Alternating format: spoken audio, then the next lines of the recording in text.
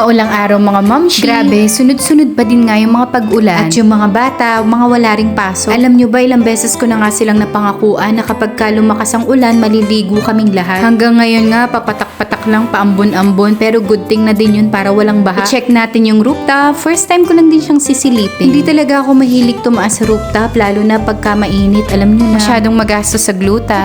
Kaya bala ko talaga na dito mag-set up ng swimming pool sana sa mga bata sa rooftop habang hindi pa mainit at para mag-enjoy din sila.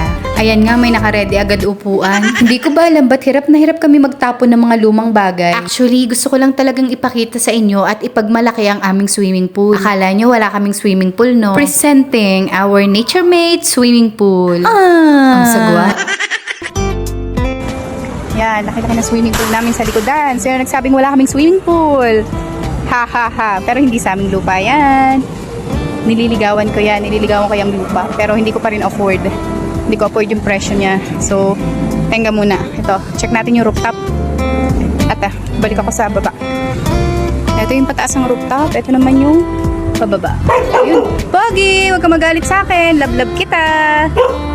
Ayan. So, ito yung pataas ng rooftop. Check nga natin na yung mga nagtatag-ulan.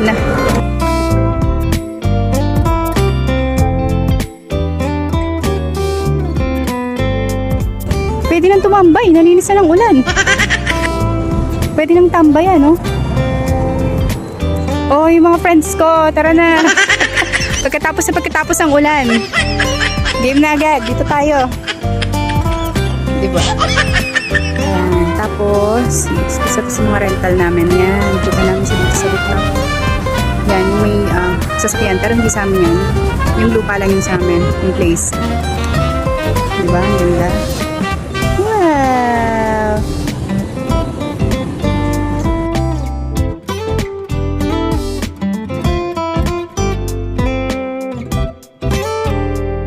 Linis ha.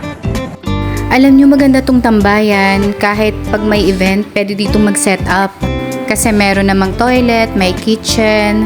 Tapos yung view niya, ang ganda, nakaka-relax. Kaso yun nga, pagka yung maaraw, hindi talaga ako tumataas dito. Yeah.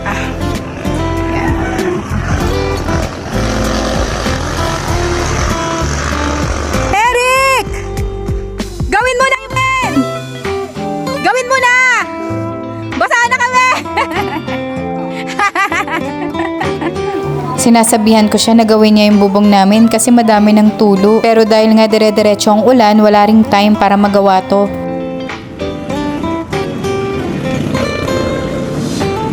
Ngayon ko lang ulit talaga na-appreciate ang rooftop namin. Ang huling tambay nga namin dito, kung di ako nagkakamali, 2023 pa. So ever since, wala pa ulit tumatambay dito. Oo, nakalock. Kasi pinapasukan yata ng mga ibon. Kaya nilock. Tapos ito nakaabang to para sa mga kung gusto mag-grill. Ay, naku, pinalawang na. Pinalawang na yung ano namin. Hindi kasi nagagamit, hindi nalilinis. Ano kaya ito malinis pa? So, yan. Yan yung kitchen sa rooftop.